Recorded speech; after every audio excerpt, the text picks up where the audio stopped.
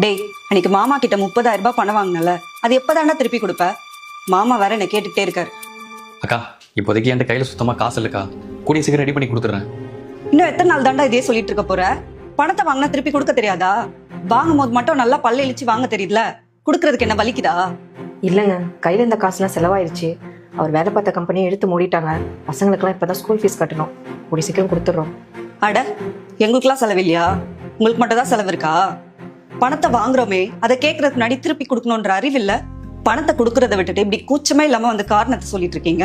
சே, தம்பி ஆச்சுன்னு பணத்தை எடுத்து கொடுத்தல, அவன் புத்தியை காட்டிட்டல. நிறுத்துங்க, நானும் பார்த்துட்டு இருக்க. ரொம்ப ஓவரா பேசிட்டு இருக்கீங்க. கௌசிக், கொஞ்ச நேரம் அமைதியா இரு. நீங்க சும்மா இருங்க. அன்னைக்கு அவர் மட்டும் இல்லைன்னா உங்க புருஷன் இன்னைக்கு உயிரோடவே இருந்திருக்க மாட்டாரு.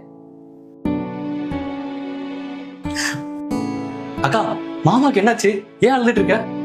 வண்டியில போகும்போது மாமாக்கு ஆக்சிடென்ட் ஆயிடுச்சுடா. பிளட் நிறைய லாஸ் ஆயிடுச்சு. ஆபரேஷன் பண்ணணும்னா 2 லட்சம் ரூபாய் தேவைப்படும்ன்றாங்க. எனக்கு என்ன பண்றதுன்னு தெரியல.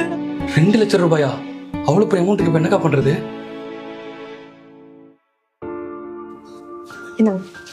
இதை வச்சு பணத்தை ரெடி பண்ணி கொடுங்க. அக்கா, பேங்க்ல ஒரு 50,000 ரூபாய் காசு இருக்கு. நான் அதையும் சேர்த்து எடுத்து வந்துடுறேன்.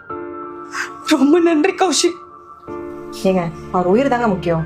ஏங்க, இந்த நகையும் பேங்க்ல வச்சுட்டு மொத்தமா பணத்தை எடுத்துட்டு வந்துடுங்க. சரிம்மா.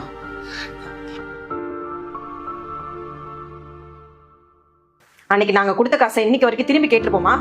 நீங்க கேட்காமலே பணத்தை தூக்கி கொடுத்தாரு. ஆனா இப்போ அவருக்கு ஒரு பிரச்சனைங்கிறப்ப யாருமே புரிஞ்சுக்க மாட்டீங்கல்ல. கௌசி, நீ கொஞ்ச நேரம் அமைதியா இரு.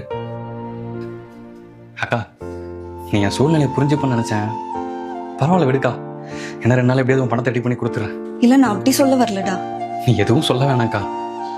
அக்காங்கிற உரிமையில தான் உன்ட்ட பணம் கேட்டு வந்தேன். ஆனா ஒரு விஷயம் நல்லா புரிஞ்சிச்சுக்கா. என்னதான் சொந்த பந்தம் இருந்தாலும் எந்த சூழ்நிலையிலும் அவங்க கிட்ட போய் கையேந்தி மட்டும் நின்றக்கூடாதுன்னு.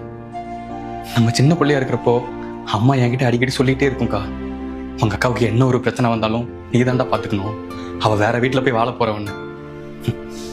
என்கிட்ட சொன்ன மாதிரி அம்மா உன்கிட்ட சொல்லாததுனாலே என்னமோ உனக்கு கல்யாணம் ஆனதுக்கு அப்புறம் தம்பின்னு ஒருத்தர் இருக்குங்கிறதே மறந்துட்டல்ல. கஷ்டத்துல உதவுறதுக்கு தான்க்கா சொந்தம் எல்லாம்.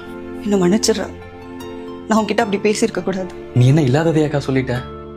என்னதான் அப்பா அம்மா கூட பிறந்தவங்கன்னு இருந்தாலும் நம்ம கிட்ட காசு இல்லைன்னா அவங்க வீட்டு நாய் கூட நம்மளை மதிக்காதுன்னு நல்லா புரிஞ்சுக்கிட்டேன்க்கா. நான் வரேன்க்கா. வா கௌசி, போலாம்.